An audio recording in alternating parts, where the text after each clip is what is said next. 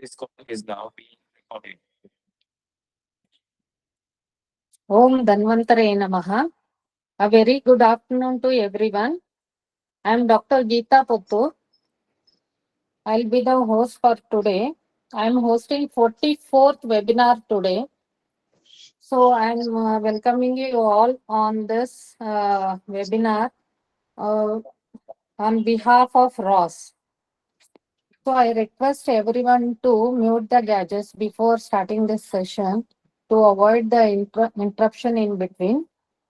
So I request, sir, can you hear me?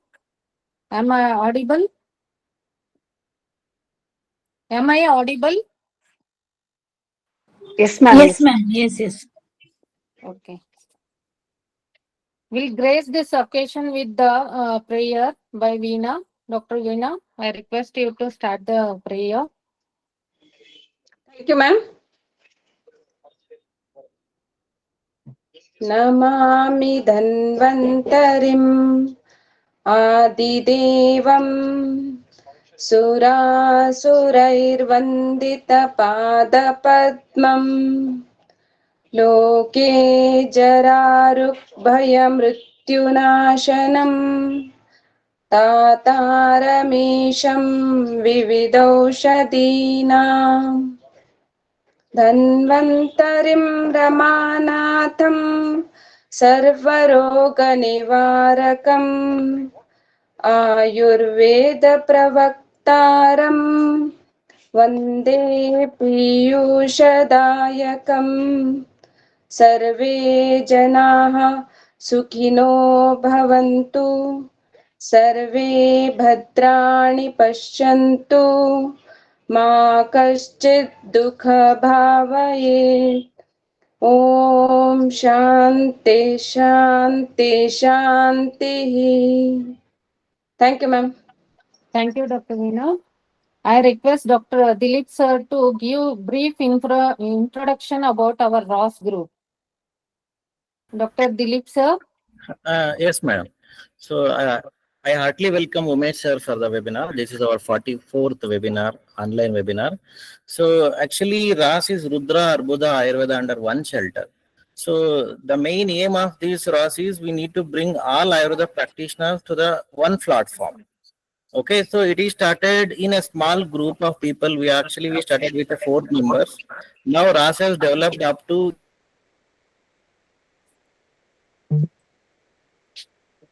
Sir, you are not audible, sir. Yes. I heartily welcome Umesh sir for the webinar. This is our 44th webinar. So, and we are conducting online and offline webinars regularly. Previously we conducted one workshop also, 2 days workshop. So RAAS means Rudra Arbuda Ayurveda under one shelter.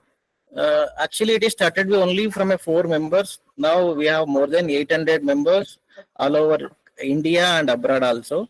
So our main aim is to bring all Ayurveda practitioners to the one platform. So that main aim is to prevent cancer in everyone, and we need to give some cure to suffering cancer patients. Okay, every week we are conducting 2 classes. One is on Monday and one is on Thursday. Samhita Adhyayana is our main aim. So bringing some new medicines and giving some hopes to the patients is our main aim. So this is a brief introduction, and we are conducting regular educational trips and awareness camps. We are giving talks in the schools regarding cancer care and cancer prevention.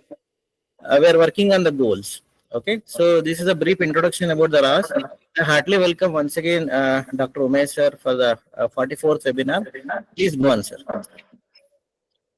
Thank you, sir. I request Umesh sir to start the session. Thank you, ma'am.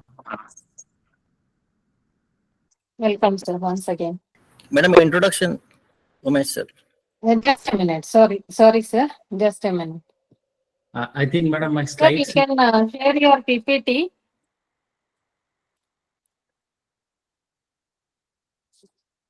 Now, Dr. Amulya will introduce today's speaker. I welcome Dr. Amulya. Thank you, Geeta ma'am. So it's a great privilege for me to give the introduction for today's speaker, Dr. Umesh sir. And Dr. Umesh sir, he is an assistant professor of Ayurveda in the Department of Integrative Medicine in National Institute of Mental Health and Neurosciences, that is famously known as NIMANS in Bangalore. So Dr. Umesh has completed his graduation from Government Ayurveda Medical College, Bangalore, and his post-graduation residency in Kaya Chikitsa from Government Ayurvedic Medical College, Mysore. As an academician and clinician, he has more than 15 years of professional experience as faculty teaching undergraduates, guiding postgraduates, MSc, that is Yoga in Mental Health, and postgraduate, uh, postdoctoral fellows too. He has served in various positions as an academician and clinician at Sushruta Ayurvedic Medical College and Sri Sri College of Ayurveda Science and Research. He has also served as member of BOS and faculty at RGUHS, Bangalore. He has also served as member of the Central Council for Indian Medicine, that is CCIM, subcommittee to develop the syllabus, New Delhi. He has more than 30 publications in indexed peer review journals and has presented scientific papers, given talks at various national and international platforms. As a researcher, he is the principal and co-principal investigator to various Ministry of Ayush funded projects on Parkinson's disease, ADHD, insomnia, and one of the lead Ayush investigator for Center of Excellence in Research under Ayur Swasthya Yojana, which is funded by Ministry of Ayush. Currently, he is working on developing Ayurveda-based psychiatric scales for measuring the symptoms of Unmada, that is psychosis, and establishing the neurobiological mechanisms for Ayurvedic interventions in psychiatric and neurological disorders. Welcome to the session, sir. Thank you so much. Thank you. Over to you, Geeta ma'am. Thank you, Dr. Amulya. I hope today will be very informative and most needed subject we are having. So now sir will elaborate the session now.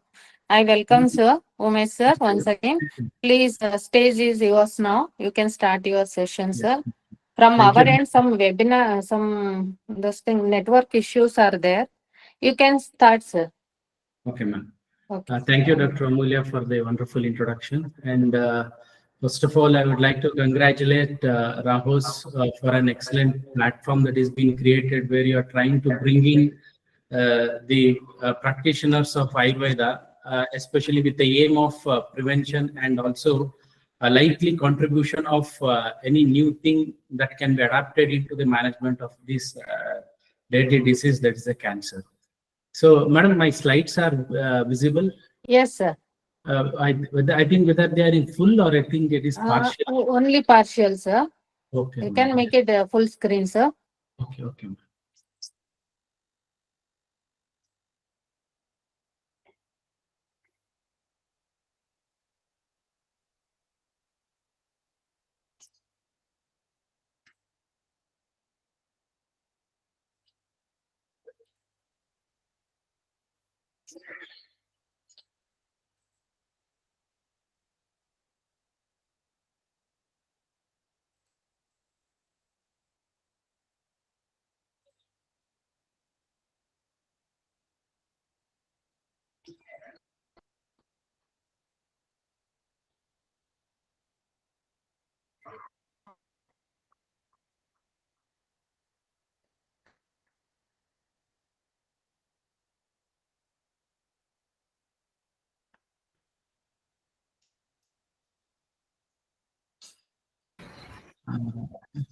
I don't, madam, Sir, please click on slideshow, sir, in the top. in the top slideshow. Sure. Please click on slideshow, sir. Where exactly, sir? In the transition, broad design, in the top, sir. Home insert. Yeah, there. I am not able to click here. Okay. No issue, sir. You can continue like this also. It's visible. But it is too small, I think. You click on it, sir. I will guide you, sir. You please click on slideshow, sir. I got it.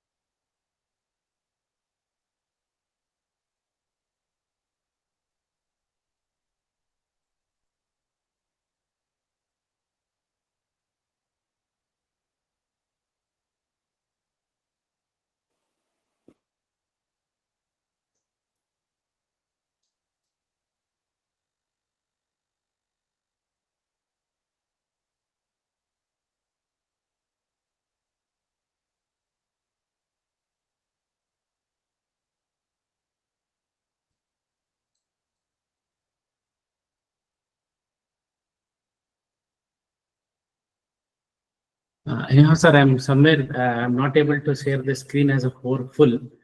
So, a very good afternoon to all. So, I would today like to discuss something related to that of integrative approach to the mental health in cancer. So, wherein I would like to highlight the role of Ayurveda in managing psychological well-being. So, this is a very budding area. So, that is, it is in a very infant stage, which is called as a psycho-oncology. So, as it is in its very budding stage, I thought of like trying to put a certain my views on the views of a cancer, and initially try to provide information on the research updates. Why? Because evidence-based medicine is what the current trend is being going on. So I would like to like highlight what is the current research trend or the evidence in terms of experimental and clinical studies in the management of Ayurveda. And later on, I would like to touch a few points on the psychological manifestations of the cancer, and what is its purview in Ayurveda, and what are the different modalities of the modes that have been available for the management of the same. Saying so,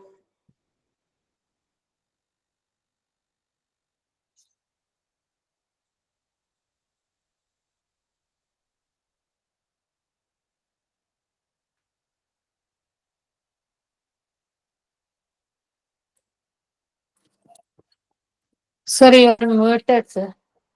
madam? You are muted. Now No, you madam, can. I'm not muted. Okay, sir, we can. And I don't know, it's not like I'm not able to move the slides also.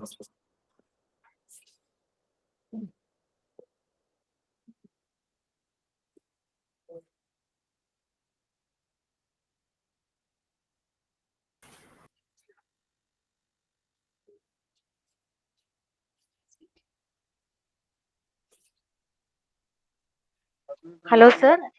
I'm not able to move the slides. Sir, if it is not possible, kindly go ahead with your whatever notes you have, sir. Like if it is in your Please send the mobile, that's slides. okay. We will move, sir.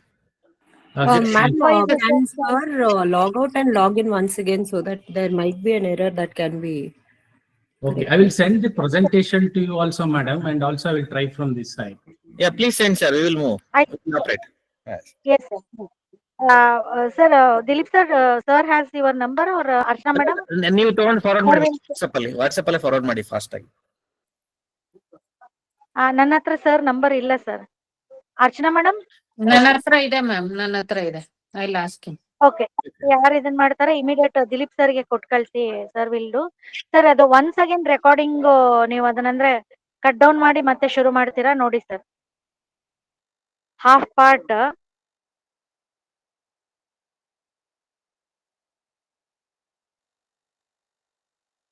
Dilip sir, I have sent the contact, sir.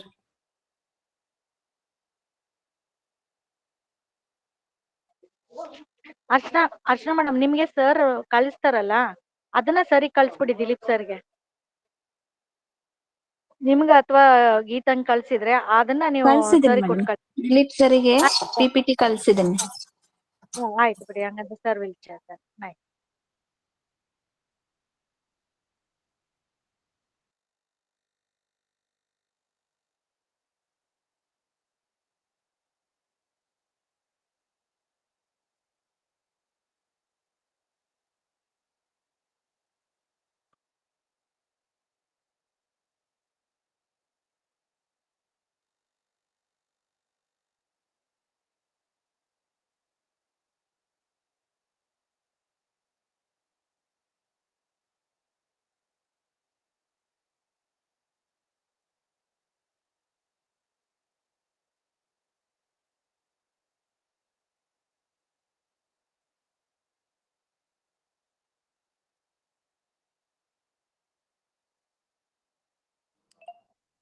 Sir, have you received? Dilip sir?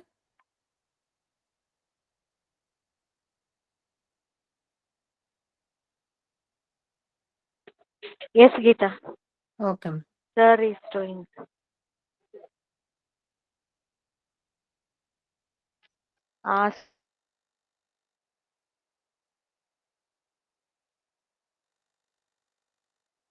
Sorry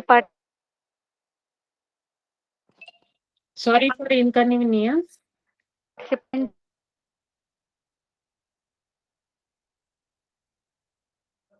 Ma'am, your voice is breaking.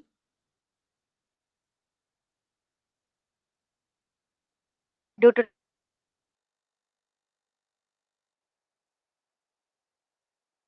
technical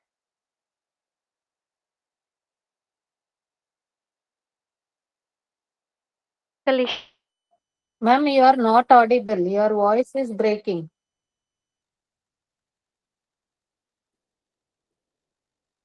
issue.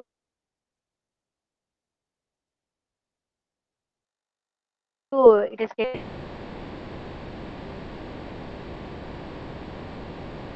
getting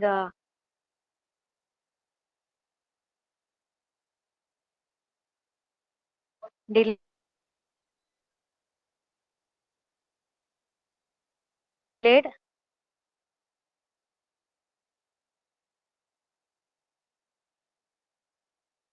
Sorry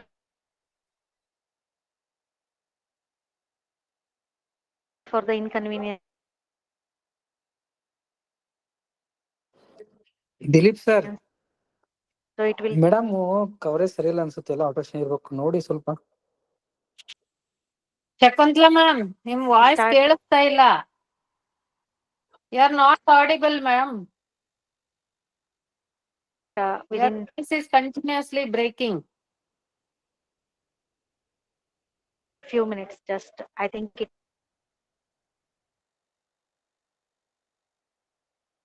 will take around 3 to 4 minutes.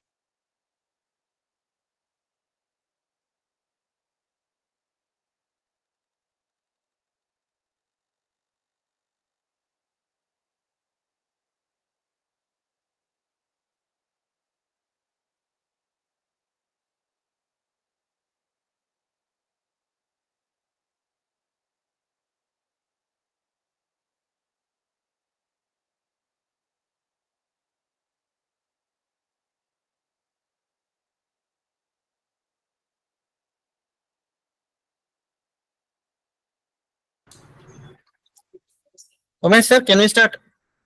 Yeah. This is this is the size of the slide that we can get over here. Just a minute, sir. Just a minute.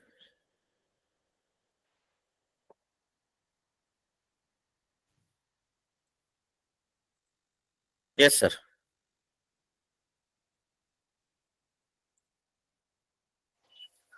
Yes, sir, we can start now. Okay.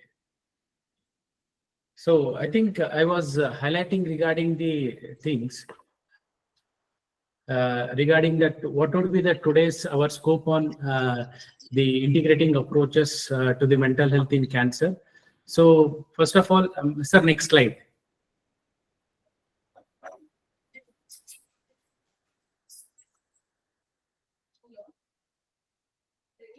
Sir, can we move for the next slide? Yes, sir, it's moving.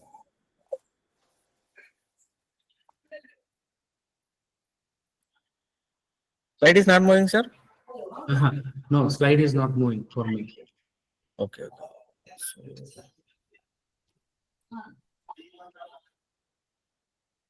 Now, sir? You can go to the next slide, sir. Okay, sir, just.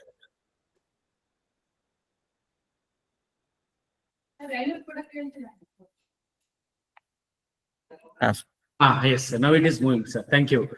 So the contents of today's talk is an overview of the cancer and trying to understand the cancer according to Ayurveda. And also I would like to highlight the status of research, as I told you previously, in terms of the experimental and clinical evidences, and try to analyze few psychological impacts of the cancer and accordingly the Ayurveda management of the same. So next slide, sir. So coming to the overview of cancer, so I want to keep it very simple, and I want to basically convey what is the core thing that is being seen in this disease, that is the cancer. So basically what happens is that, like, you know that normally the cells grow and the cells divide, and whenever the cells die, there is an immune system which clears these dead cell to or an abnormal cell through the certain phagocytic action. But in cancer, what happens is that there is a cell growth which is uncontrolled and it tries to spread to the other parts of the body. And this is basically because of like the order that is being maintained for the normal cell division and replace the old cell with the new cells. This order, sometimes it breaks. And because of this, when it breaks, there is an abnormality or a damage to the cells which grow newly. And this leads to certain changes in these cells, and because of which they grow uncontrollably in the body. That is, they do not come into the purview of the immune system, and the immune system cannot exercise any control over these cells, and they start to grow and they form a lump of a tissue. So this lump of a tissue is taken to be as a tumor, and this tumor can be it could be a cancerous tumor or a non-cancerous tumor. So probably many of you know this, but still why I'm trying to highlight is that I'm trying to bring in a basic concept, what is happening in cancer, so that we can try to bring out the basics or look into the basics of the understanding of these things from Ayurveda point of view. Like many a times we try to find out a name for it and try to fit in the condition to the certain names. Whereas basically when we come to the management aspect, generally we don't try to treat a condition with name. We generally try to understand what is the dosha that is being involved. We generally try to understand what is the dosha has been involved, what is the status of Agni, what is the srotas that has been involved, what is the strength of the disease, what is the strength of the patient. So we consider various aspects. So here also I am as far as my view goes into the cancer, I don't want to keep it into any name. Rather than I want to stick into the basics. Hence, I'm trying to explain this, though it seems to be a very basic that things might be knowing, but still I'm trying to put on these points over here. And these cancerous tumors can spread into the nearby tissue, or they can even travel into the distant tissue, where then we can then the terminology that is being used for such a condition is known as a metastasis. And you know that many cancerous they forms a solid tumor, but there are exceptionals wherein certain cancerous there is no solid lumps. The exception is leukemia. So next slide, sir. So now generally we try to know that why the cancer develops in the body. So this is very much important to understand the basics into the Ayurveda part. So you know that modern science considers the cancer to be genetic. So especially there are changes to the genes that control the way our cell functions. So especially when the cell has to grow, what function it has to perform, and after death, what are the things that has to happen in order to remove the cells. Everything is controlled by certain mechanisms in the body. So when there is any alteration in these mechanisms of the body, so there is the body or the immune system no more cannot exert any is control over that part of the cell function. So especially they grow and divide, and for this grow and divide, when the body is not able to exercise any of its control, so then they try to go out of the control and they start to divide, which results in a lump. So why this happens? It is basically due to the errors that occur as a cell divide. So especially the errors that occur as a cell divide means when the cell divides and there is an error in the daughter cells, especially in the daughter cells that come next, they have abnormal chromosomes. And because of this, when there is an abnormal chromosome, this potentially leads to the genetic disorder or a development disorder or a cancer. The next is damage to the DNA caused by the harmful substances in the environment. So this is the second thing. So especially here, the DNA, it affects the genes that control the cell growth. So once there is a damage to the DNA, the effect of this, that is the control over the cell growth, is being lost, and this leads to the abnormal cell division and the growth of the cell. And lastly, this can be inherited by our parents. So these are the three things that we need to basically consider how for looking into the probable Ayurveda aspects of how a cancer can be conceptualized from Ayurveda perspective of view. That is considering the errors that occur as a cell division. That is, here there is something that has been exercising its power for its control. So what is that power that controls the cell division from Ayurveda point of view? And what are the how the DNA damage can happen, and what is the inheritance that happens from the parents? So next. So basically, when there is a damage to the DNA in the cell, or when the cells when the body is for no more able to exercise its control, see when the immune system is not able to clear these things, and there is a abnormal growth of the cells. So why this happens? We basically because of due to the changes in the chromosomes. When the cell divide, there will be abnormal number of chromosomes in the daughter cells. So this abnormal number of chromosomes in the daughter cells convey the immune system in such a way that they do not allow the immune system to distract them and to clear them. So the accumulated multiple changes in the chromosome convinces the immune system, rather than attacking, it tries to protect them. And because this protection that is being afforded by the immune system, due to the convincing of the abnormal cells to the immune system, the cells go on growing. And this ultimately leads to the survival of the cancer cells in the body. So what are the basic things but the basic entities it has been involved? One thing, it is considered as a genetic thing. There is a defects in the cell division. There is a defect in the DNA. There is an inheritance.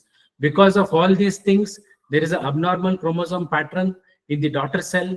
These abnormal chromosomes that have been there in the daughter cells convey, or they convince the immune system in such a way that they are being protected by the immune system, and they are no more being cleared out of the body.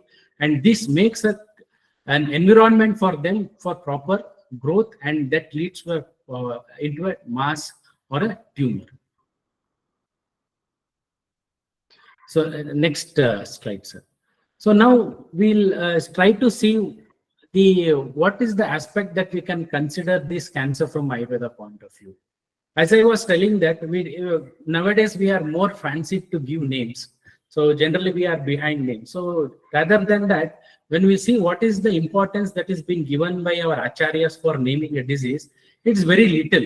They are not more very particular about naming a condition, for which Acharya Charaka and Chakrapani also opines on the same as that vikara nama kushalo nahi jiriyat kadachana nahi sarva vikaram namno asti dhruvam stitaha stitihi. That is due to the innumerable combination of nidhana, due to the innumerable ways of involvement of the dosha. Either it could be 1, 2, or all the 3, and in a different permutation and combination due to the involvement of dushyas and the sthana, etc. So the disease can become innumerable. So it is not just that Samanyaja Vadis where we have been able to take account, or the Nanatmaja Vadis also we are able to take an account. But still, overpowering all these counts, even there could be innumerable set of the diseases that can manifest in the body, for which acharyas are told that no, it's not mandatory to name a disease. If you are very well able to name it. But it tells that namajnanam tu vyavaharamartham prayojanartham na swarupena chikitsam upakarayati. So that is, it is no way it is helpful in the treatment. It is only helpful for the identification. So here every human being also is being named basically because of identification. So that's why when we take a case, in a case sheet there is a column called as identification data, which comes as name, age, sex, address, everything. It's basically for an identification, whereas the name through which I have been or you have been identified has nothing to do with the treatment. So here also the name of a particular disease has nothing to do with the treatment. It is just for vyavahara matra. So that's why always sa eva kupita doshaha samuttana visheshaha. So that is based upon the samuttana, that is nidana, sthana. So there will be innumerable of disease. So that's why, so we need to try to properly understand the prakriti. So tasmat vikaran prakriti adhishtana antarani samuttana visheshascha buddhyam karvam samachare. So especially when a physician, one who knows this samustana, sthana, prakriti of both roga and rogi, adhishtana, and also the samuttana vishesha. So he, in his treatment, such type of physician can never fail. The physician can never fail when he knows all these things for the when he considers these things for the management of a disease. So taking this into our cognizance, we'll move and try to understand what is that we can try to taking the things from the modern, we will try to understand what this cancer can be considered. So next slide. So the first thing that we have been able to see is the errors that occurs as a cell division, and the second thing is the damage to the DNA due to the exposure to the harmful substances. So when we see, there is a factor in the body that has a control over the cell division. So there are certain genes which are able to control the cell division. So similarly, is there anything that has been told in Ayurveda which has its power or which exercises its power over the cell division? Yes, there are factors. So that is when we go to Vata Kalakali Adhyaya and we will see the functions of Vata, it is typically told as Sarva Sharira Dhatu Yuhakaraha, Sandhanakaraha, and Sandhanakaraha Sharirasya, and Kartra Garbha Akriti Nam. So that is, it tells that Sarva Sharira Dhatu Yuhakaraha. So dhatus are made up of, the tissues are made up of numerous cells. So if the proper, the dhatus has to be established, so the cell division that has to be happen, that is the proper quantity, the shape, etc. If it has to be established, it is the cell division has to happen, which is mainly under the control of Vata. And also Kartra Garbha Akriti Nam. So whatever the Akriti, that Akriti again it depends upon the shape that is being given by the cells that is being multiplied in the body. Again, if there is an abnormal thing, then the Garbha Akara becomes Vikriti. That is, it becomes Vikara. It is not a Prakrita kind of thing. So though the Stiratvam to the body or the Stiratvam to an Anga or Stiratvam to anything in the body is being given by the Kapha, or even the Stiratvam to a tumor in the body is given by the Kapha, but still for that abnormal multiplication of the cells in the body, as the control gets lost, that is whenever the vata functions are hampered in the body, it is because of loss of control of the vata loses the control over the cell division. So the vata is not able for the vata has lost its homeostatic state. The samanatvam is lost, so that's why it is not able to perform the cell division in the normally. And the same thing is also been proposed by Kashyapa, where he tells that prana, that is the air, divides the fertilized gamete according to the sankhya. So there is a sankhya sharira, that the anga should be this much, the peshi should be this much, asti should be this much, sira should be this much, damani should be this much, snayi should be. Everything, each has been given a number, and based upon this number, it is the prana, is the vata, that it is divides the things into that many numbers and it gives the shape, whereas the firmness into them is being brought about by the kapha. So you can just take it, when this control is lost, what happens? There is a gene which controls the everything, cell division, everything. There is a something in the body also which controls the everything. There also the control is lost. When the control is lost, whatever the daughter cells come, they can convince the body for the survival of the environment. They can create their own environment. And here also, due to the loss of the normal functions of the vata, definitely it leads to the abnormal the divisions of the cells in the body, giving to the abnormal akara to the different organs, though later on the stiratvam is being provided by the kapha. And the second thing is that the damage to the DNA as a consequence of exposure to the harmful substances. So you can see that Charaka has clearly told that ahara sambhavastu rogascha ahara sambhavaha ita ahita visheshashcha visheshaha sukha dukkhayoh. So that is, whatever the arogya or roga, it is entirely depend upon the ahara. When we talk about the ahara sambhava, nowadays we can see that like exposure to the harmful substances, it could be one thing, it is radiation, other things are there, but it is not that every person is going and exposed to the radiation because of the cancer is developing. You can see the type of lifestyle that a person has changed, the food that we are eating, the type of processing that is being going into the food. So all this also take into the account, and also the type of substance use that we have been exposed to. It could be alcohol, it could be tobacco, everything. So this is like, there is a sevana that has been happening. So what we are taking, it's what that we are becoming. So that is, so if we are taking hita, there is something hita that is happening in the body, and that is being hita is that is being reflected.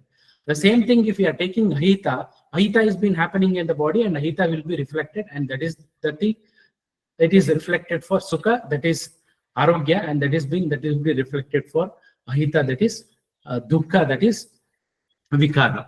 So these concepts have been typically explained. So when we consider these things into the account, somewhere this ahara sambhavastu rogascha, the first line of treatment that is being told by Acharya Shushruta is Sankshepataha Kriya Yoga Nidanasya Parivartana. Somewhere we can tell that has happened, but still we can tell one of the main motto of this RAAOUS is prevention. Somewhere we can educate regarding the lifestyle and the dietetic thing which could help in the prevention. And second thing is also, when certain changes have been brought into the dietetics, we can enhance the recovery of the disease. So hence, for a treatment and also for the proper understanding, the basic concept is thing that can be are the things that we need to consider. And lastly, the inheritance of our parents. Yes, even Acharya Shushruta has given the aspect of Adibala Pravritta, where the same has been called by Acharya Vagbhata as Sahaja. And is there something in which as an that Adimam Saja, or that is which is has an extra growth in the body that has been told as a part of Adibala Pravritta or Sahaja Vyadhi? Yes, Arshas has been told.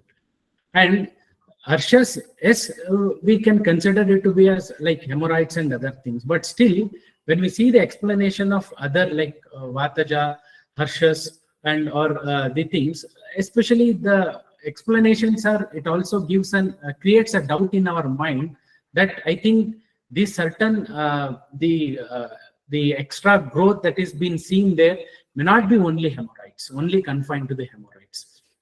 Why? Because most of our disease, if you see Jwara, Rakta Pitta or anything, they are not a single disease entity. They encompasses many diseases in one. They are a syndromic presentation. Whereas as time passed, the things were being divided. The different axes were created for the diagnosis in the modern science. Even if you go to see in modern science, initially it was a syndromic presentation. Later on, the ICD or the DSM Diagnostic Statistical Manual, they created different axes for them. But here also the different axis is there, where the further the acharyas were able to given it as Vata, Pitta, Kapha or Sannipada or anything. So there are also axis being created, but each of them can be different, can taken to be as a one independent entity. Like each of like Vataja condition, Pittaja condition is a one single entity. The whole disease could be a syndromic presentation. Similarly, here Adhimamshaja Vikara Harshas has been told. Why I'm highlighting here only Harshas is because, is there anything that is being told in Ayurveda which could be as inherited in terms of Adibala Pravruta, where is there even growth in a form of a tissue accumulation or the cells accumulation, or in a type form of a tumor kind of a thing. Next, sir. So, and I would also, there is like to bring in one point over here regarding that of the organogenesis. Like for example, why this is very much important is from treatment aspect of view. So if you see, I have put on only few things, like the avayava, especially Yakrut, it is basically formed due to the Shonita, and Pliha is also formed by the Shonita. Here, Shonita is the entity that is being involved. This Shonita is the division of the cells of the Shonita is been facilitated by the Vata, and the firmness is been provided by the Kapha. So whenever we talk about the Yakrut or Pliha related thing, I think there are three aspects that need to be considered for treatment: Vata, Kapha, and Shonita in Yakrut and Pliha. Similarly in Pupusa and Unduka, and when we come to that of the Guda, so especially again it is Rakta and Tridoshacha, and also there is a Vata and the aspect of the Kapha. So just in order to bring in the basic aspects of considering how the disease can be conceptualized and it can be taken into the treatment is very much important. Why? Because while treatment, we give main importance to the dosha, we give main importance to the dosha, we give main importance to the sthana, and also what is the nidana that is being done for the prevention. So, and roga and rogibala. So hence, considering those things, I am trying to highlight these are the basic things that we need to consider whenever we go for a management. Why? Because many a times what we do is that we're trying to find a drug to prescribe rather than try to find what is that happening in the body and try to understand according to the different entities that were being involved and accordingly calculate the treatment things and execute in the patient. So the same thing can be considered here. For example, if you go for lymphoma, it is a lymphatic thing. So nowadays there is a trend for correlation, take it as a rasa kind of a thing, whereas the Raso Prasojaja Vikara Chikitsa Sutra, whatever is being there, it could be fasting, everything can be implemented. Why? Because there are many studies on fasting and cancer management where it has been told it could help in enhancing the healing, it could help in reducing the hematological toxicity, etc. Similarly, when you go to that of the leukemia, it is again the Rakta Dhatu that has been involving there. Whenever we talk about with Rakta Dhatu, there are many measures that have been explained in Vidhi Shoniti Adhyaya which can be used. Again, when it comes to that of the muscle tissue, leiomyoma, etc., we can consider the Mamsa Dhatu, and there, though the surgery, Kshara and Agni Karma has been told, along with that, even the Shodhana has been highlighted.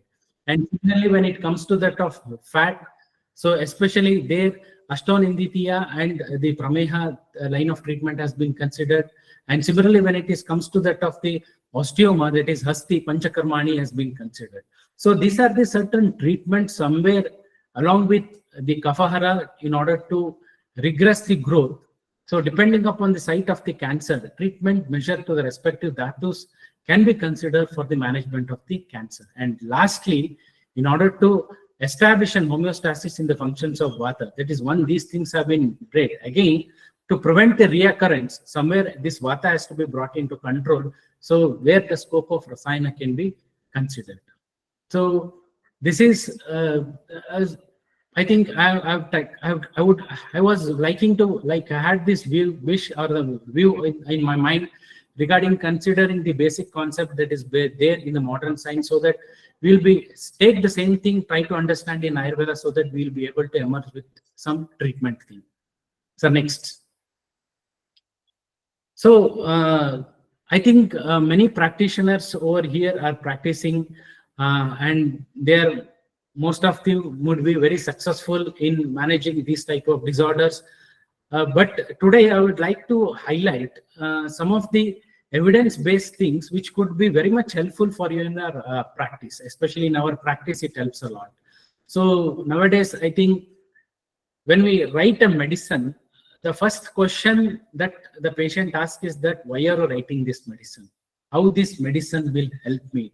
Is there any evidence for this? So this is what the thing. So in that sense, I would like to highlight certain few of the experimental evidences where it has been seen that these are the following drugs which are helpful in vitro and in vivo studies, which can be taken into the clinical thing, and also certain clinical evidences where exactly Ayurveda can be integrated into the management of various cancer services. So next. So when it comes to the experimental evidences, the experimental evidences have been categorized into three things. So anti-cancer activity, that is the drugs which possess the anti-cancer activity, the drugs which have been used as an immunomodulator, so and the drugs which could reduce the toxicity of chemotherapy and as a preventive aspect. So when we see the anti-cancer activity, these are the following drugs, especially the Arka, the Ballataka,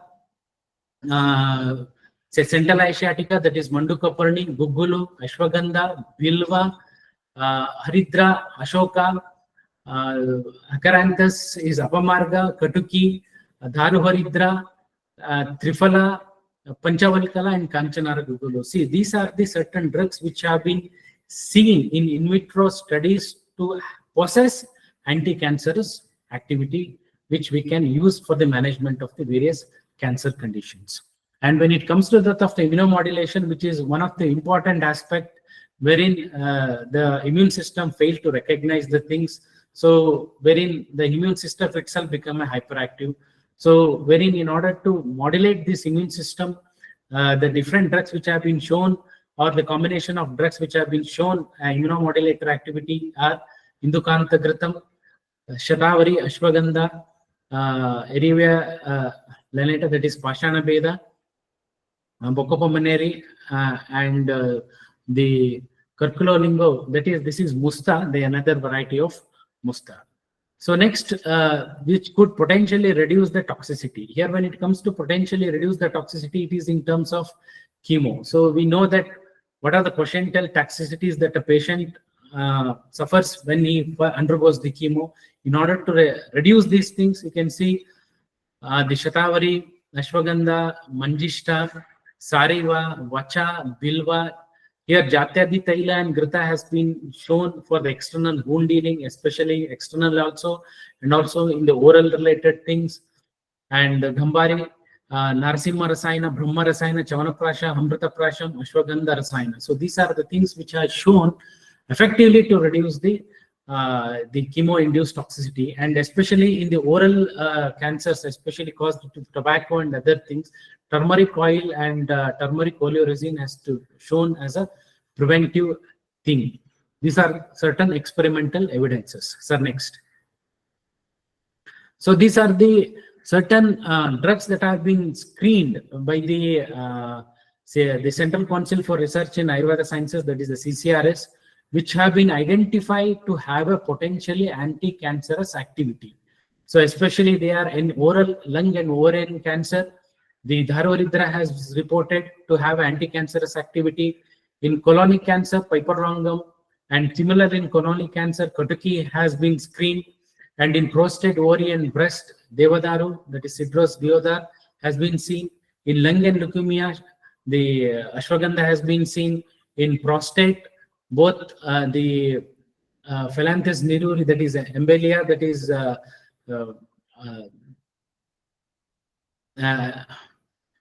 Phyllanthus embellia, we generally use, especially that is Kirunelli, what we call it as.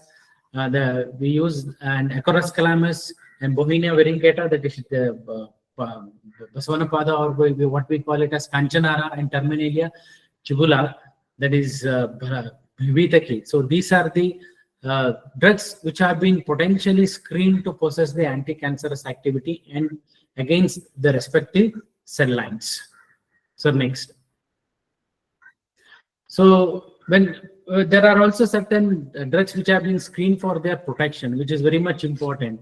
So many a times we give drugs for anti-cancerous, but at the same point of time, many patients come to us in order to augment the therapy, or in order to minimize the toxicity that has been induced by the chemo kind of a thing. In that sense, it is very much important to safeguard the vital organs, wherein comes to the common, the organs that have been commonly affected are kidney and the liver.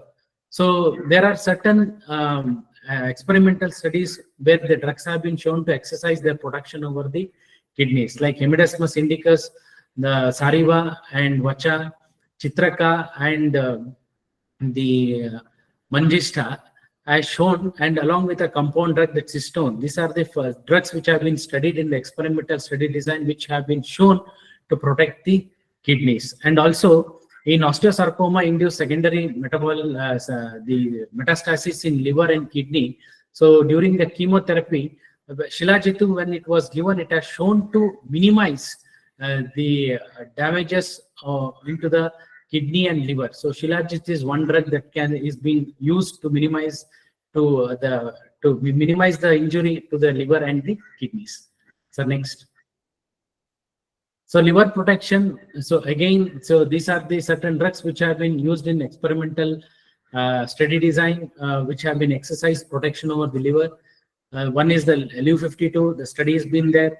And again, Embolica officinalis, the Amalaki stole, and Tinosporia cardifolia, that is Guduchi. Though there are many skeptics who told that consuming Guduchi could have a bad effect on the liver, but no. According to Ayurveda, that is Guduchi is one drug that has an excellent effect on the liver, and even it can prevent the toxic effects of the chemo drugs on the liver by giving the Guduchi. The next.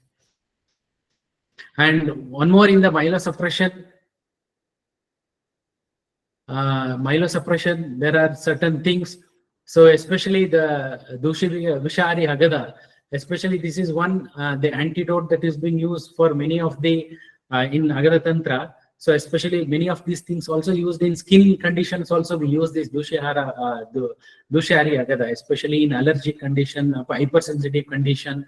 So this drug helps a lot. So especially in the chemotherapy induced myelosuppression. So when the chemotherapy is given, it induces myelosuppression, and giving Dushihari Agada, it has seen to delay the myelosuppression in the experimental study design. And also Shatavari and Ashwagandha also have exerted similar effects. And further combination of Ashwagandha, water extract, and intermittent fasting, again it has shown to overcome this cisplatin resistance in breast cancer. Especially it can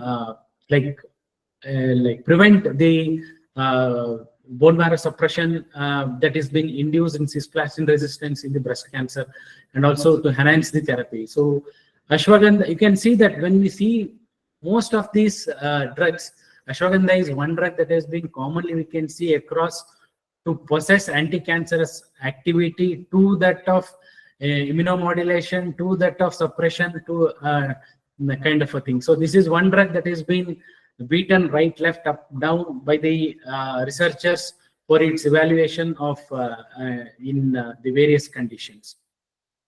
So next. So this is one thing, especially in the radiation-induced dermatitis and skin wound, especially that sandal oil and turmeric-based creams have shown very good healing effects. Triphala and especially the topical application of Jatyadi Grita and Jatyadi Taila is shown to accelerate the wound healing, especially in the gamma ray induced skin wound. Sir, there are certain questions and hand raise. Should we take it now or at the end of the? No, sir. Sorry to interrupt, sir. No, sir. We'll take in the end. Okay, okay, madam. Sir, next slide. So, till now we have been able to see the experimental evidences of various herbs and the polyherbal or the various our Ayurveda preparations that have been examined for various anti-cancer, immunomodulation, or to reduce the toxicity of the drugs. So now we'll try to see the clinical evidences. So when we talk about clinical evidences, integrating these Ayurveda services into the mainstream of Ayurveda management can happen at 4 things. So that is, the first thing is reduce the toxicity. So most of the people in our clinical practice, they come to us that after like surgeries and other things, removal of the tumor, they would be under the chemotherapy. Chemotherapy can induce lot of the side effects. Like for example, you can see nausea, vomiting, anorexia. It can induce constipation. Many things can happen. It's on certain skin-related things, and so so most of the things, and you can see commonly even the alopecia, some things related to the variations in the renal and the liver parameters, variation in the hematological parameter. At times, the common thing that we see is the counts go down. Either there could be pancytopenia, or the hemoglobin goes down, or the platelets goes down. So these are the certain toxicity that we commonly see in the patients who come for the management through the for the Ayurveda opinion. And second thing is that improve the quality of life, which is very much important. And they come with a hope that like this could augment the things and the survival can be enhanced. Like for example, we have seen many a times that they give that survival period is like 2 years, 3 years. But when the therapy has been augmented with our drugs, we can see the survival rate is enhanced. The survival period is enhanced. So these are the certain things where we can effectively integrate the things. And standalone management. So standalone management, this is one thing that that's the area which needs a lot of like reporting. These are the things which are much underreported. We have seen there are many physicians who are very competent in Ayurveda, where they are standalone management. That is, without the help of the modern medication, they are managing. But thing is that long-term follow-up and these things are underreported. They are not reporting the things. When things are being reported in the public platform, either through talks or through, especially the publication. Publication is one thing that can reach a greater level of audiences, where even these type of evidences that we give through the publication can shut down the critics. So there are only few things that are being seen in terms of standalone management. We will see what they are. Sir, next slide, sir. So when it comes to that of interventional studies, especially, so these are the various drugs and the purposes for which these drugs have been highlighted. See, I am just only presenting the evidences that are there at the public platform, that too in a peer-reviewed journal. So here, especially the ginger root powder, it is basically, that is chemo-induced nausea and vomiting. The ginger root powder is being seen. Slide is not visible. I'm so sorry. Slide is not visible. Slide is not okay now. Okay, Yeah, now yeah, it's visible. Okay, thank you. There. And turmeric gargle, I think previously also we have been able to see that the turmeric based the sandalwood oil is helpful for the application of the wounds and extra. Even there is lot of studies that are there in submucous oral fibrosis and other things which are mainly due to the tobacco chewing and tobacco chewing, wherein turmeric gargling has helped a lot. And similarly, Varunadi Grita has been helped for treating head and neck related cancer thing. Drakshadi and Guduchadi Yoga for gargling in oral mucositis. And ashwagandha is one drug, as I told you, especially there are many studies where ashwagandha is given as an adjuvant, which have been seen to improve the quality of life. And one more drug where there is a lot of potential in the area of pain management is cannabis sativus, which has been least explored by the Ayurveda physician. Why? Because there is no regulatory body that has been existing neither in the government or in any boards to how to prescribe, who to prescribe, what is the way to prescribe, and nothing. There is nothing. Why? Because cannabis sativus, it has two components. Cannabidiol, that is the CBD, and THC. And cannabidiol is one thing that it can be, it's an excellent part of the cannabis sativus, which can be used for various purposes. There are multiple evidences for that. Currently, in modern science, this cannabis sativus, the CBD, has been approved for the treatment of epilepsy in the pediatrics, in children. But here there are no such strict regulations and other things that have been placed by the regulatory authorities. I think this is one point can be seen where cannabis sativus can be considered the potential thing for the management of pain. Whereas in other countries, this has been used, like patches have been developed, the CBD oil has been taken for the prescription, etc. And other things are mainly focuses on the reducing the chemotherapy related thing that is toxicity, and also to improve the quality of life. AYUSH QOL2C is one of the coded drug that was being done by the CCRS itself. The Rasayana Avaleha, I think we'll see what are these contents at the later slides. And preparations of Estimado, especially this Estimado, especially either in the oral or in the gastrum related, GI related cancers, the Estimado has been extensively used. And the Semicarpus anacardium, that is Balataka, this is one drug. The wonder Sir, drug. Dilip sir, I think you have to go to the next slide, sir. Yes, madam. And these are the certain drugs that have been there that has been used for oral mucositis, that it can go through it, which can be used. Next slide, sir. Sir, next slide.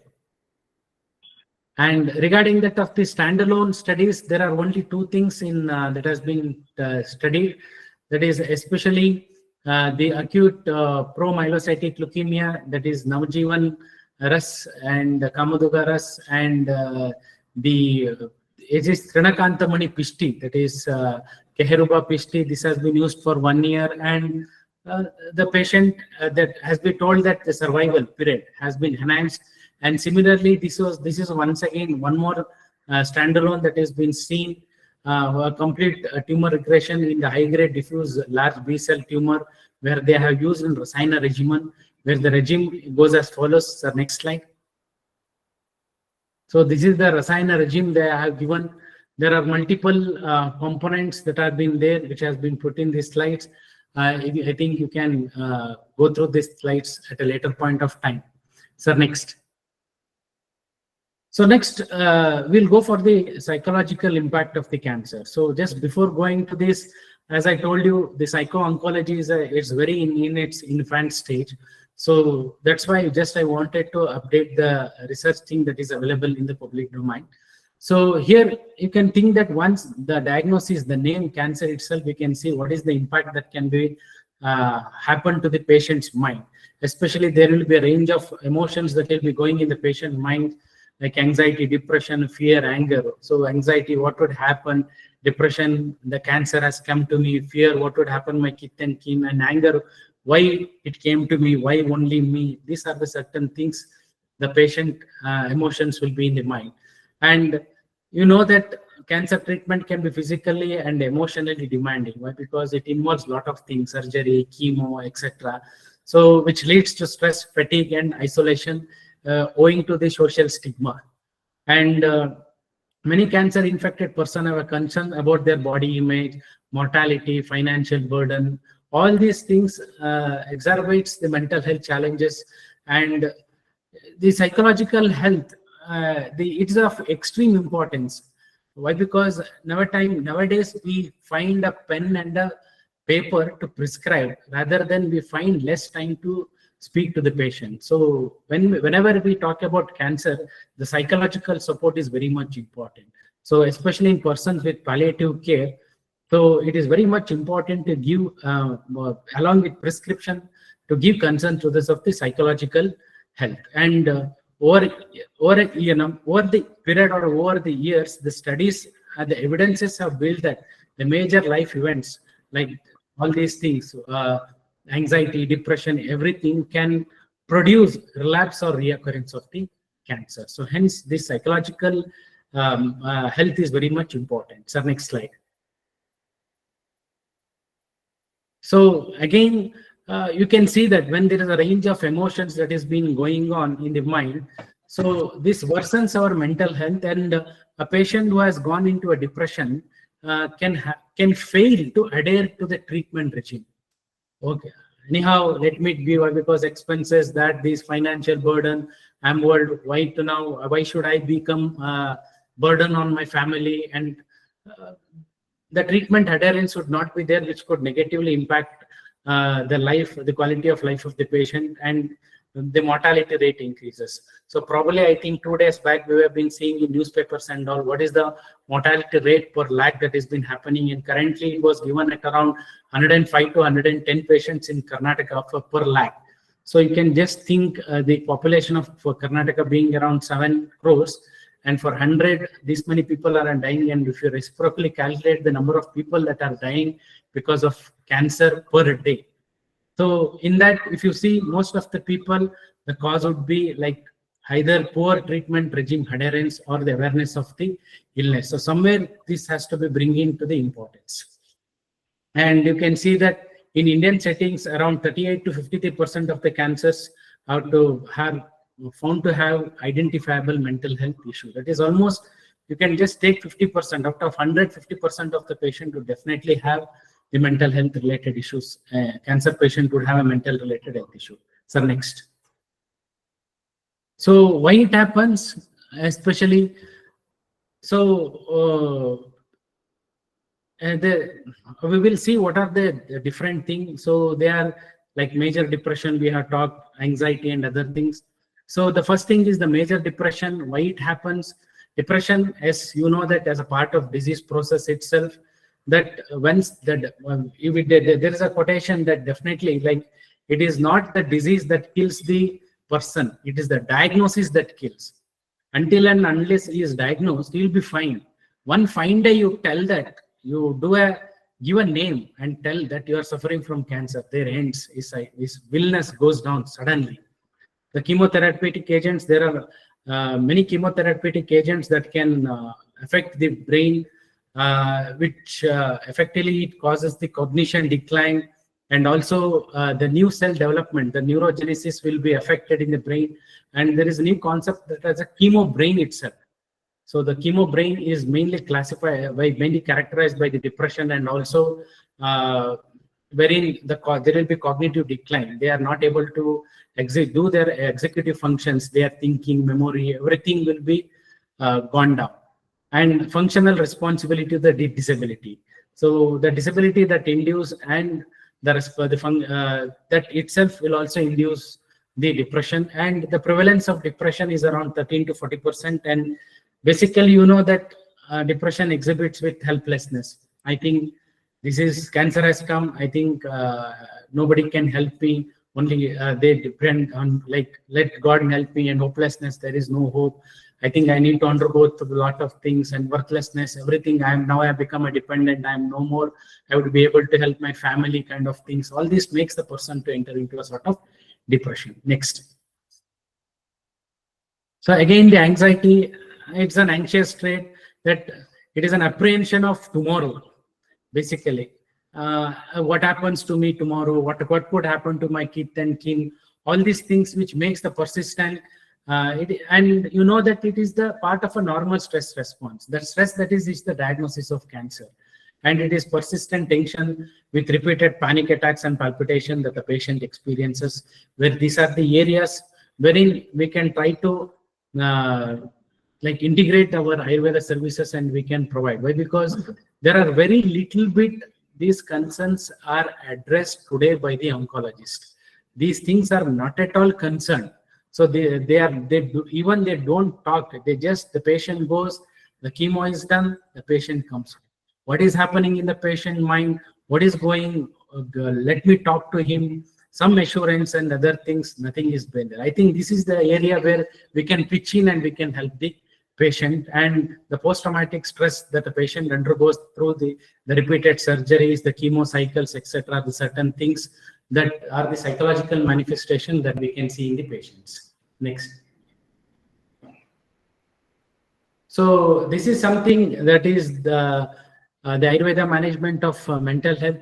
So this shloka, this basically Charaka highlights is that paraspara che techa anubandha. So kamadayashcha joradayashcha, it tells that, especially when the bodily disorders manifest for a long duration and become very chronic, they affect the aspect of the psyche, that is the mind. And when the psychiatric disorders become long-standing and become chronic, they affect that of the body. That is, it tells that Sharira can affect the Sharira, Manas can affect the Manas, Sharira can affect the Manas, and Manas can affect the Sharira. So this is the interlink. So wherein how the bodily manifestation can affect the mind and lead to the manifestation of either it could be Chittodvega or Vishada kind of thing. And definitely Manobhighata is one thing that has been told for the manifestation of either the Udvignata that happens in the mind or Vishadata that happens in the mind as a part of the expressions that go inside the mind. The next slide. So anxiety is one thing that the close resemblance that we can find where there is an anxious state of the mind in Ayurveda is the Udvignata avastha of the Chitta or the mind, which is taken to be as a Chittodvega. So again here, the one of the dosha which plays a major role, as I was speaking about Vata in relation to the theft of the cell division, etc. Here it is the same Vata, where it is told as Niyanta Pranetecha Manaha. It is the one which controls the mind. And it is also told as Manavnatastu Marutha. So again here something, it's the aspect of the mind wherein the contemplation, Chintya is about the cancer, Vicharya is about the cancer, Uya, what could happen, I don't know tomorrow, is about the cancer, Deha and Sankalpa, everything, the Manovishas is everything about the cancer, wherein there will be Ati Chintana in the mind and it makes the anxious state of the mind and the patient would be always into it. And you know this is one shloka that is when the Vata gets deranged, Kupitastha Kalu Sharire Nana Vida Vikara, where it tells that Mano Vivakshati, Bhaya Shoka Moha Dainya Pralapaya. These are the certain things that the Vata induces in the body.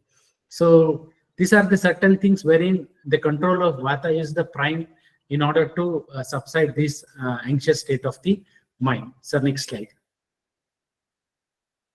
So what is that we can do from Ayurveda point of view is that, see, the main thing, Manaso, Dhyana, Vijnana, Dairya, Smrti, Samadhi, everybody knows. So this is the one thing that we can know, that we can adapt in the patients in terms of certain aspects of the counseling.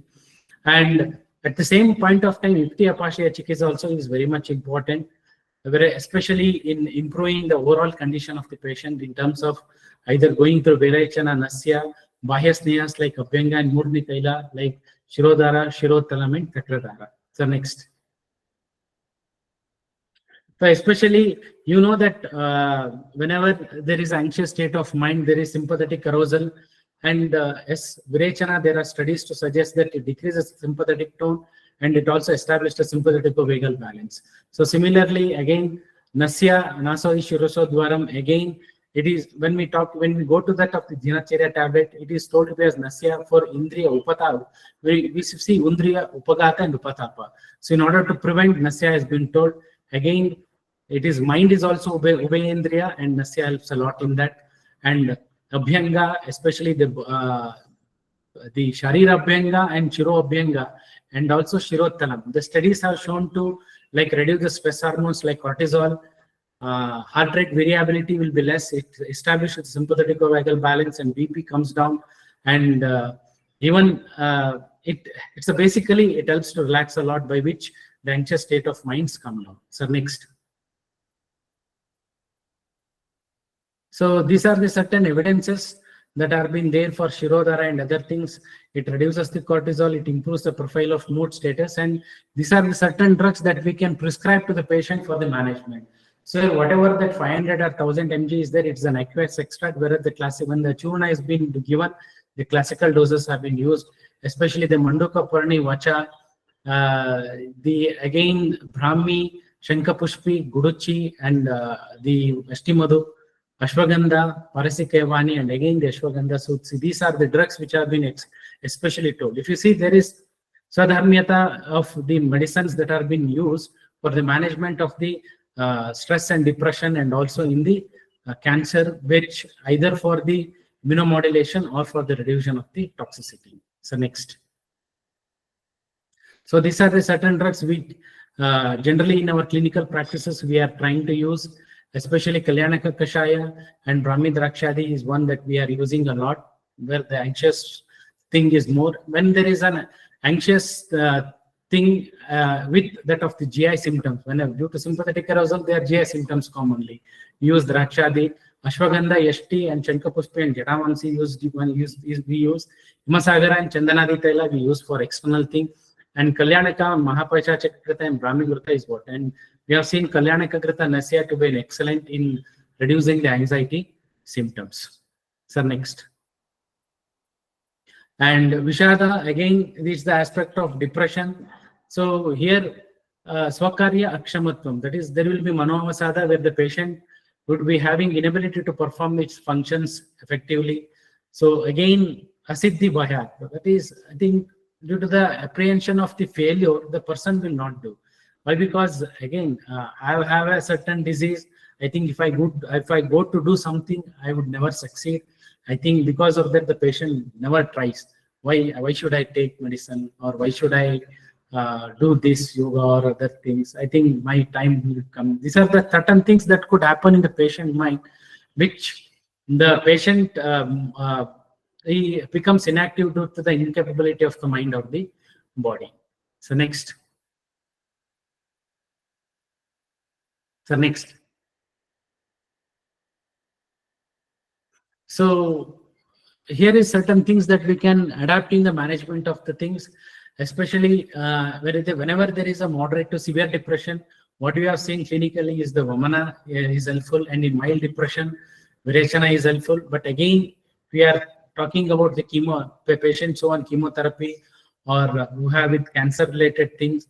Again, seeing to the bala of the patient, I think these certain Mudhu Virechanas and Mudhu Vamana can be adopted in the patients, especially using the Kalyanaka Krita, Panchagavya Krita, Mahapanchagavya, and Mahapaishachika Krita, and Nasya with Panchagavya Krita and Bidwadi. We have seen, especially where there is excessive sleep and psychomotor retardation, where the patient is completely down. The Nasya with Panchagavya Krita and Bilwadi helps a lot. Similarly, in insomnia, that is Shirodhara and Padangya helps in order to reduce the psychomotor agitation. There will be sometimes there will be very irritating. They will be very irritated. So at that time, Shirotalam and Shirobhyanga helps, and again Udvartana helps in excessive sleep and psychomotor retardation. They have become very lethargic. And again, the aspect of the Sattva Vijaya is that of the Jnanam, that is Adhyatma Jnana. That is, here Atmani is that self-realization, to understand about you, the disease, etc., and giving the assurance. And Vijnana, Shastra Jnana will be able to give some anecdotes to the patient. So we can cancer survivors, their story, etc. We will be able to help the patient. And the Dhairya and Smriti is certain things that we can make it. So there will be certain difficult condition previously where the patient would have undergone, where he would have successfully overcome those things. This can be brought into the picture, and survivor things. The Dhairya is Unnati Karana of the Chetas. Again, certain cancer survival stories, etc. These can be told to the patient, and we should follow up them so that they are being able to maintain. So especially what here we do is that we take in Kaya Vak Manaha, that is, we take it is in terms of Hina Yoga or Mithya Yoga, and we try to correct their biorhythms, and by just correcting the biorhythms, we'll be able to like get up in the morning, correcting their things, Vyayama, correctly having the food, what is the type of food, according to the the seasons and other things. These are the certain things we give least importance, but just correcting the biorhythms itself has lot of importance in bringing out major changes in the patient's emotions. So next. So these are the certain drugs that we use for the management of the depression. Again, it is the Estimado, Brahmi, Ashwagandha, Jatamamsi, Mandukapurni, Shankapushpi, Vacha, Shatavari, and Tulsi. Here, I would like to highlight one thing is regarding that of the Jatamamsi. We can find excellent results in terms of improving the quality of sleep and also in reducing the symptoms of depression, and also the drugs like Jyotishmati, Manasamitravati, and other things that have been mentioned. So next. So these are the certain evidences that we can get it for the management of the depression, and these are the certain medications that we use, especially the same kashayas. And here one thing I would like to highlight is about the kushta, the drug kushta. We see excellent results in depression when given along with combination of Shankapushpi or Jatamamsi or Ashwagandha. That's a good thing, and we use Sarpagandha Churna also, especially when the patient has certain psychotic symptoms, where it gives very good results. And these are the certain the Thailas and the Grita preparations that can be effectively used in the management of depression. So next. So take home message, I think whenever a patient of a cancer come to us, I think we can see these are the certain challenges that will be there in the patient's mind. Basic one thing is that understanding the illness, what is this itself is the main thing. Second thing, understanding what would its treatment mean. He would never know whether he has to go surgery, he has to undergo chemo, first chemo, then surgery, first surgery, then chemo, whether radio, whether go to Ayurveda, whether go to homeopathy, go to Unani. No, the patient is under completely dilemma. How would my personal life change? What would happen to my personal life? Again, body disfigurement, social isolation. How would my family life be affected? If he is a main member who is earning and who is the bread earner of the family, you know, what is the effect that can? How would affect my personal life, professional life? What would happen to my job, etc.? Whether I would be able to go to the job, etc. And what would it make the social life? So these are the certain things I think as a part whenever we face a cancer patient, when he comes to us, these are the certain things I think we need to address in the patient. Why? Because if you ask the patient, these are these 6 doubts that have been expressed by the cancer patients only. This was a survey that was done in the cancer patients, and these were the common doubts or the challenges that were faced by the cancer patient. So hence, I think these are the certain things we need to consider whenever we approach a cancer patient. And whenever we talk about the Arogya from the health, from the Ayurveda point of view, we generally tell Samadosha, Samagnisha, Samadhatu, Malakriya. But I think Kashyapa has given certain parameters where he tells us Annabilasho Bhuktasya Paripakaha Sukhena Cha and Srishta Vinmutratvam, etc. But here I would like to highlight 4 things, especially when a cancer patient comes to us, is that these are the 4 things which are very much important, and these are the 4 things for which the patient also commonly visit to us. Annabilasha. Once the chemo starts, there will be no Abhilasha at all. So Annabilasha, somewhere we can help them. Srishta Vinmutratvam, we can help them. Sukha Sapna Prabodhanam, sleep, we can see that the sleep is disturbed to very much extent, and Saumanasya. So at least these are the 4 things I think we should try to concentrate, and we should try to intervene in terms of the mental health related issues, especially whenever we face a patient who is suffering from cancer. Sir, next. So I thank you for your patience listening, and I thank the organizers for giving this opportunity, especially Geeta Madam and my senior Dr. Archana for giving a chance. And this is my team at the Department of Integrative Medicine in NIMHANS, we are into exclusive management of neuro and psychiatric disorders. So this is about the department. And thank you very much. Thank you, sir. Thank you, sir, for such a wonderful, excellent, insightful, evidence-based presentation. Sir, And some I'm sorry slides. if I have taken excess time. Sorry, sir. I'm sorry if I have taken excess No, time. sir. No, sir. No, sir. You are on time. Thank you once again. Slight change in this. We'll take this question and answers after vote of thanks, sir, because Yes. Archana madam is slightly busy. So Yeah. we'll start, we'll take the vote of thanks first and later we'll go for the questionnaire session. Okay. I request Archana ma'am to give the vote of thanks. Archana ma'am. Yeah, namaste, ma'am. Yes. Please. Actually, there are two reasons for giving the vote of thanks early. As mentioned by Geeta ma'am, a little busy. And second thing is, if we take question answer session first and then want to propose vote of thanks, there'll be nobody to take that vote of thanks. So we thought we'll do it early and then we'll take the question answer session. The best and beautiful things in the world cannot be seen or even touched. We know that, right?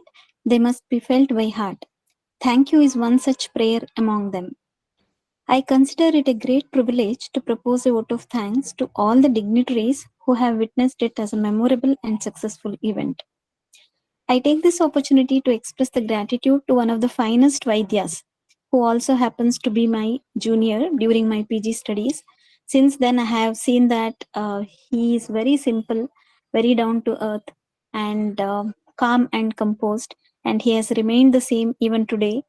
And we know that working under that big umbrella of NIMHANS has made him more grounded also, because he gets to experience so many other conditions which we in general in our clinical practice we are not exposed. Going inside a NIMHANS once and coming out, it changes world around us actually. So probably this has made him more grounded, I think, and he has become more and more down to earth now. I thank you, Dr. Umesh, for all the words of wisdom that radiated a source of energy within us also, because we see that cancer patients, it drains patients energy physically, mentally, and also, as you mentioned rightly, financially also. So we could see that that sense of appreciation we could see in your practice and also in today's webinar, which surely has enriched our thought process. And no doubt today's session has opened a new arena for us, where we can help our cancer patient and their family members to cope psychologically. And that new thought of research, evidence-based medicine in cancer has given us hope and also confidence, where we can throw more light also in our practice. So today's speech really has opened a new platform for all of us. Thank you for that insight, sir. Thank you, ma'am. Thank you very much, ma'am. And it's told in the Shastra that Kshanashah Kanashashchaiva Vidyamartam cha sadhayet Kshanatyago kuto vidya Kanatyago kuto dhanam. Jnana should be gained through every minute effort. Dhana should be earned by utilizing each and every resource. If we waste time, how can you get jnana? And if you waste a resource, how can you get dhana? So through RAAOUS, we are trying to obtain jnana from every possible resource available.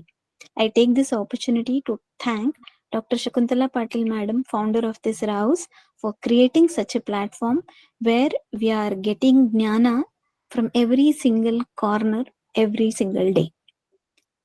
Thank you very much, Madam, for that. As no program can become successful with a single person, on behalf of RAAOUS, I extend a very hearty appreciation to Dr. Geeta Puttur, Dr. Dilip sir, Dr. Veena, Dr. Amulya, who helped in having today's session to go very smoothly. Last but not least, I want to acknowledge the presence of delegates who have given their precious time and energy and became a part of this webinar and made it meaningful and memorable. We look forward all this support from all of you in future too. Together we can achieve great things. Once again, I thank for giving me this incredible opportunity. I'm eager to work with all of you and contribute to the betterment of our society and our organization, RAAOUS. Thank you very much. Thank you, ma'am. Archana madam. As like every time you are always you are presenting with some examples. Really, it was amazing to listen and to adopt in our day-to-day life. Thank you once again, ma'am. Now we can go for the questionnaire session. Sir, can I Yes, read please. it for you? Yes, please. Yes, sir. Dr. Gopinath is asking, can you mention some rasaushadis containing ballataka? Madam, to be frank, I am not in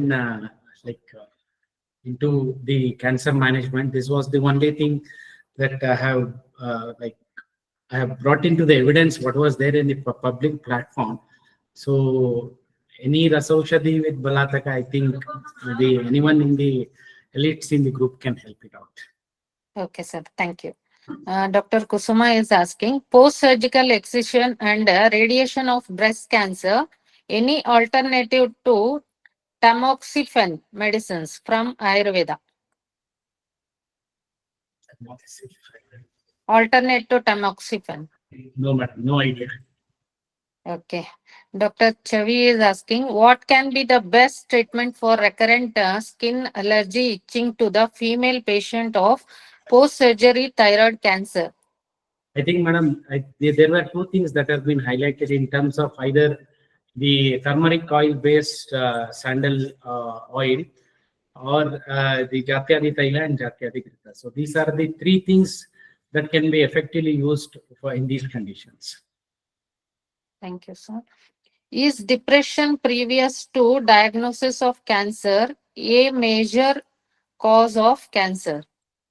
No, madam, there are no studies that support that depression can cause cancer, but depression symptoms could be there previously to the diagnosis of cancer, but that doesn't mean that there is an association between depression and cancer. There are no studies which prove there is an association between depression and cancer, but post-cancer depression can be developed because of various reasons which we have discussed now.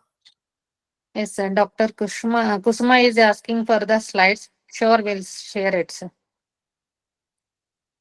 My ex-colleague. Okay. Sorry. That's all, sir. Those who are having any other queries, they can raise hand and hello. Yes, sorry. If any queries are there, you can raise hand and directly you can ask the questions. Dr. Umesh sir. Yes, sir. Please, sir. Dr. Maruti anta. Hi, sir. Please, sir. ನಿಮ್ದು presentation ತುಂಬಾ ಚೆನ್ನಾಗಿತ್ತು sir. Very thankful sir for your presentation sir. Thank you. No Thank you. questions. Thank you, sir. Thank you.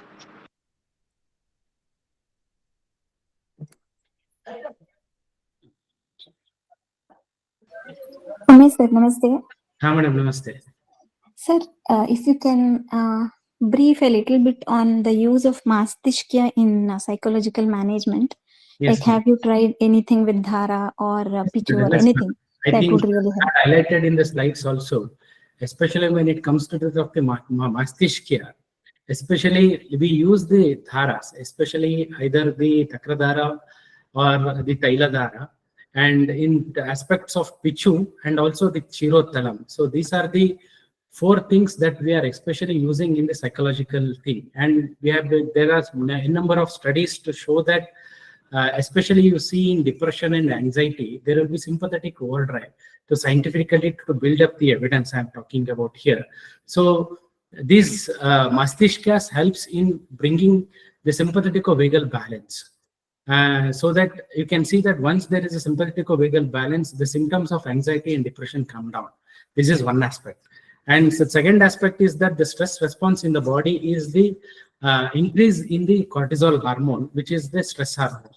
So with this, the cortisol also comes down. And the third thing is that there are studies in terms of polysomnography that has been conducted in terms of Mastishkya, especially in Dhara, where we have been seeing that it improves the slow wave sleep cycle. So I think Mastishka is one thing, especially we can use as a solution for the insomnia that the patients who are under chemo. This is one of the common thing that we, in our routine clinical practice, we encounter this, the loss of sleep. I think Mastishka can be especially used in clinics for the management of the insomnia or the sleep-related disturbances.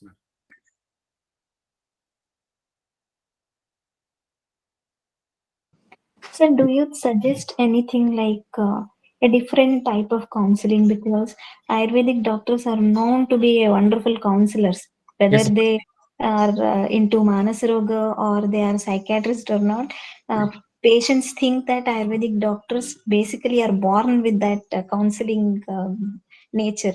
Yes. What I want to know is whether there is any particular type of counseling you would like to suggest, or is it normal talk, or do they need anything in specific so that all of us can learn more about it? And because cancer cases, it's becoming more and more, if we can learn it or if we can adopt it, it would be really helpful. Yes, madam. I think I had in the last one slide, I think I had given 6 points. It is a survey that is being conducted throughout India, and it was conducted by one of the doctor who was interested in psycho-oncology, and these were the points that were mainly expressed by the patient. So these are the points I think somewhere we need to consider as a part of counseling. So this is one thing. And second thing is that there are counseling methods that are being explained in Ayurveda. So in terms of Jnana, Vijnana, Smriti, Dhairya and Samadhi. But it is very easy to tell these 5 things, but how to adapt these things to clinical practice is one thing. So basically what we can do is that, or what we are doing here is that, when it comes to that of a person, and when we talk about karma, the karma is in relation to that of 3 things: kaya, vak and manaha. So we take these things into kaya, vak, manaha, and we see what is the hita and ahita that is happening in terms of kaya, what is the hita and ahita that is happening in terms of vak, and what is the hita and ahita that has been happening in terms of manas.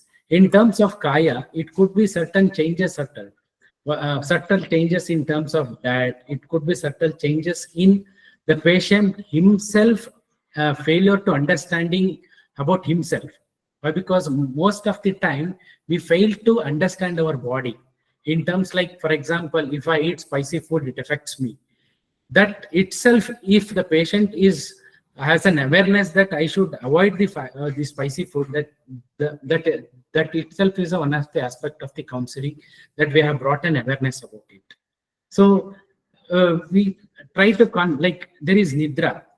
Nidra is having hampering. So just certain correcting the food things, or certain correcting, so bringing into the concept of padabhyanga and other things, certain bringing in the concept of nasya and other things. So basically it is adapting the aspects of the dinacharya, adapting the aspects of sadvruta. If we are able to bring in certain subtle changes into the patient through the counseling with the aspects of the atma jnana, that is jnana, that is self-awareness, the vijnana, that is a shastra jnana, which has been told in shastra to give and impart them, giving certain anecdotes that how certain people have overcome these situations.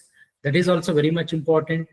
Smriti, wherein the patient would have experienced certain similar situations previously, wherein we need to make him to remember, this is how you have done that, this is not the first time you are doing. I think because cancer is not a disease of one time, it's a recurrent thing. At various stage, one or the other things will be there.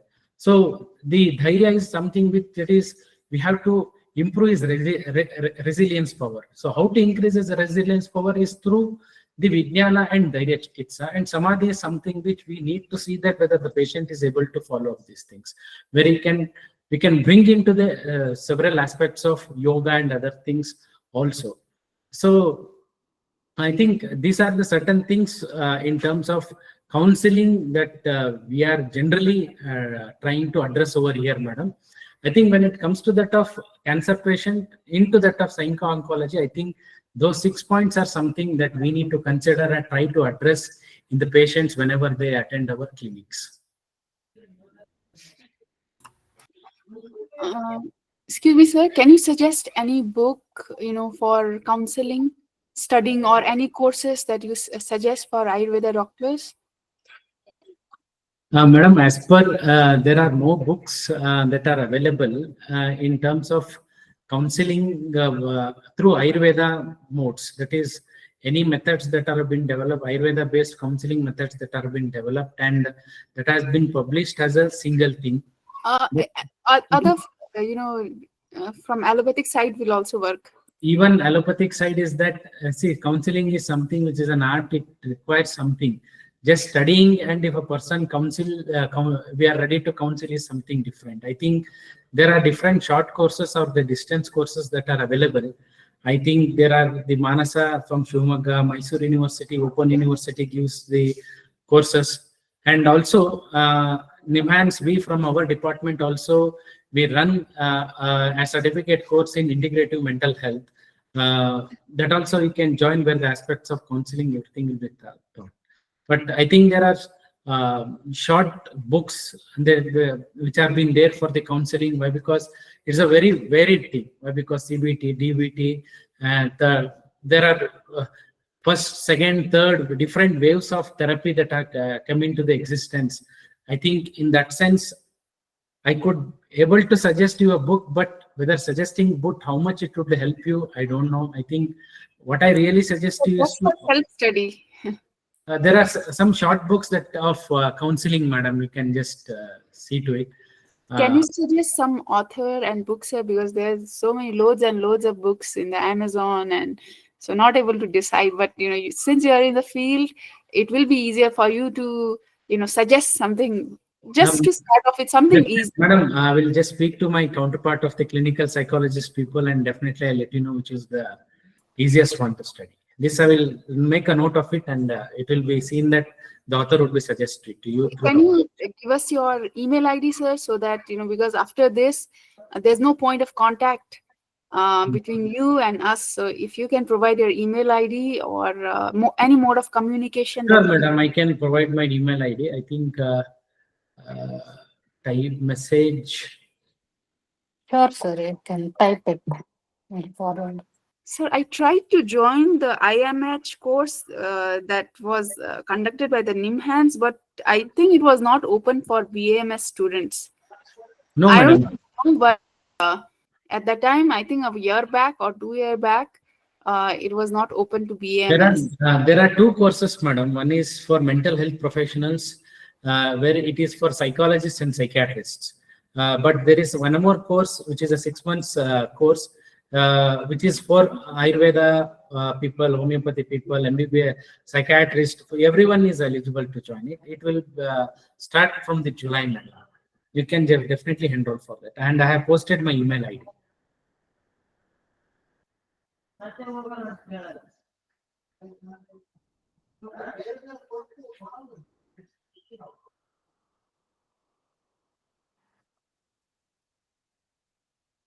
Hello. Any more queries?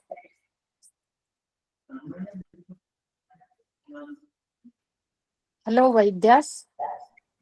Hello, sir. Hello, Namaste. Namaste, sir. Yes. Namaste. It was a very good presentation, sir. Thank you, sir. My question is regarding how to manage this critical four-stage CA cases. Critical fourth. Challenging and very critical conditions. What do you suggest, sir? Sir, basically the thing is that, sir, whenever we talk about critical cases, so it is the where Ayurveda can intervene is the question. So it is to augment the things or to support the things. So whenever critical means, if the patient is critical and he is on the ventilator or he needs some life support kind of a thing, definitely Ayurveda has a very minimal role. First stage of the cancer, there is a metastasis. It has gone to the different organs. The patient will be on chemotherapy. How to help from Ayurveda point of view? Definitely one scope is that you can reduce the toxicity that has been induced by the chemo drugs. You can improve the quality of life, especially by improving his appetite or sleep status. And also through counseling, we can enhance his mental resilience. So these are the certain aspects where Ayurveda can integrate at the management of the fourth stage of the cancer. If not, why? Because it's very, when there is a fourth stage, we cannot really tell them, yeah, I will be able to take care of the everything. Somewhere it needs the chemo drugs to regress the spread into the C2, and later on, I think if surgery or anything that has been there, but I think somewhere it is our mainly to augment and support the things, sir. Thank you, sir. And I understood.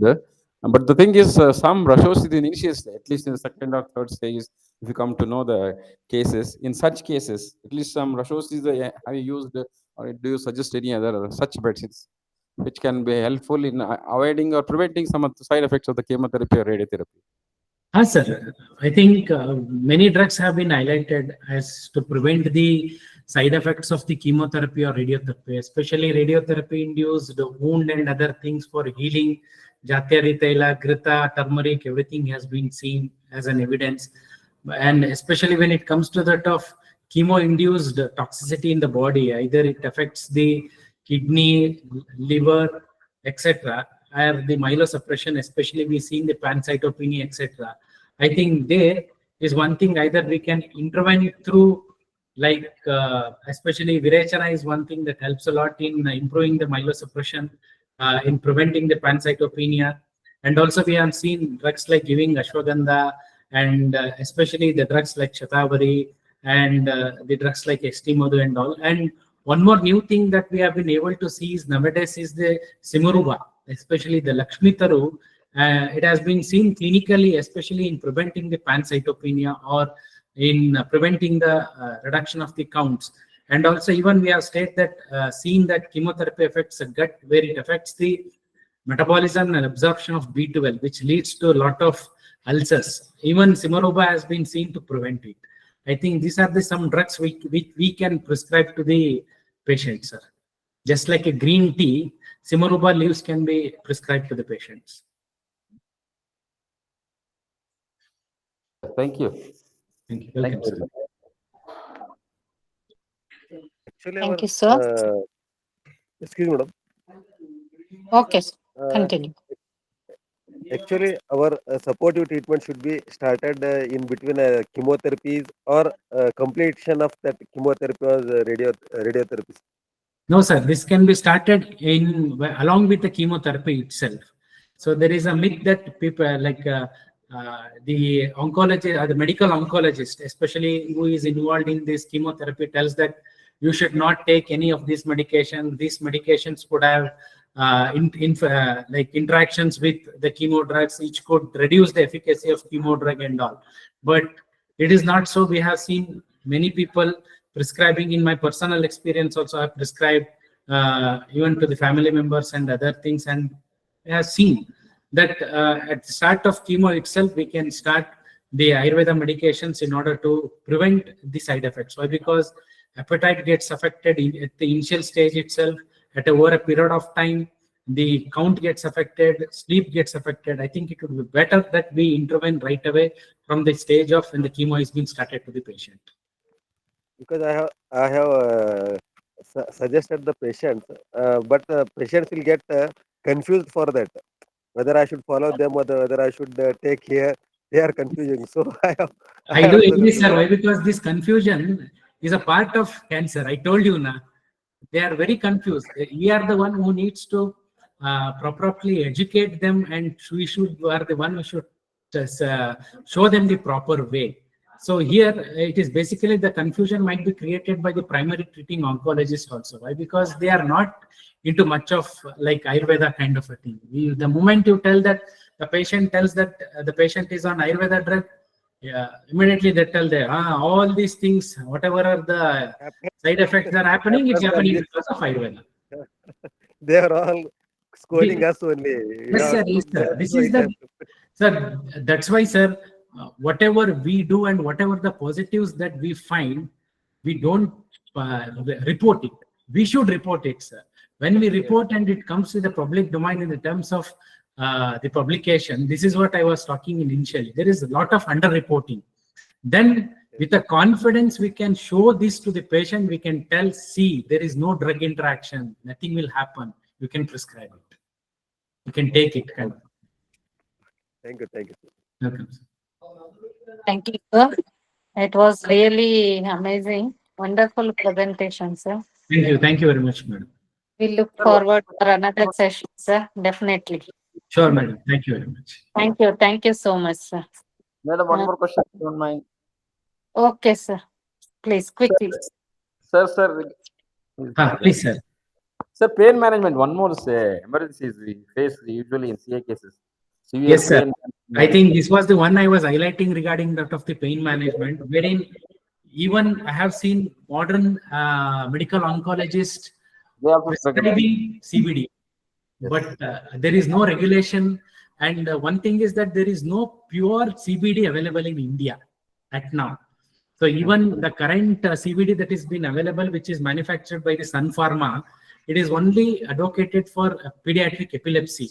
And even that 100 ml of CBD that has been available, it is cost around 7,000. Again, it's the cost thing.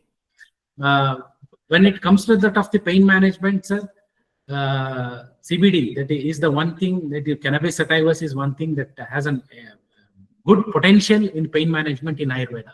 But somewhere I think we need to bring this into the limelight, and somewhere we have to see. No, so many companies have come out, sir, nowadays. Ham Street have come out. Most of them are illegal, sir.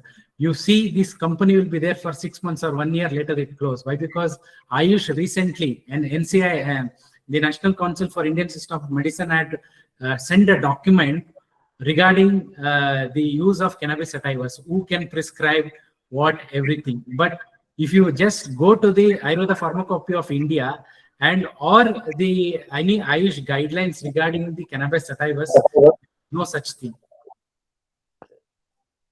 Thank you, sir. You see any of the GMP pharmaceuticals, are there manufacturing cannabis sativas? GMP certified? No. Yeah. Okay.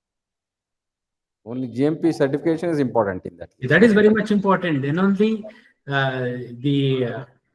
what we can think, the regulations can be seen. Currently, it is this pure CBD is only been manufactured by, that it is not very pure. It is 97% CBD and 3% THC, which is done by the Sun Pharma. And in India, pure CBD is not available, sir. Why? Because if it is available, it has been used in many things. We see application of CBD in Parkinson's, application of CBD in psychosis, CBD in depression. There are many applications of CBD, but due to the strict regulations and non-availability, this is one thing that can be seen. Okay. Other than that, cannabis, no other drugs are available. Sir, there are available. I'm not telling there are not available, but you should see that CBD is the only which has therapeutic action. As long as the concentration of the THC increases, dependency increases, and one fine day it becomes as a substance abuse, and it can lead to side effects like psychosis and etc. It causes, THC causes addiction. Yeah, that's true. Addiction may cause. But Yes. seeing how long you can give, or addiction will be there, part of this one can't help it. At least pain management to some extent. It will Sir, if pure CBD is available, definitely you can advocate for prescription. Thank you, sir. Thank you very much. Welcome, sir. Okay, sir. Thank you. I think Thank you. we can end the session. Hopefully. Thank you once again, sir, for wonderful presentation. I hope all the doubts are clear. Okay, we can practice our routine clinic in the practice. With the simple medications itself, we can give the better life for the cancer patients and all. What you explained by using the simple Kavala Gandusha and this Shirolepa, Shirobasti, Shirodhara. With that itself, we can give much relief for the patients. I think so. Medicines and all very simple and easily available also, sir. With the confidence, we can also start giving some results for the patients, sufferers. Hence, I was just wanted to highlight the evidence. I just highlighted the evidence. Yes, sir. Yes, sir. That is only needed in our system, sir, mainly. Thank you very much. Thank you. Thank you once again, sir. Okay, others can leave the session, and only the RAAOUS admins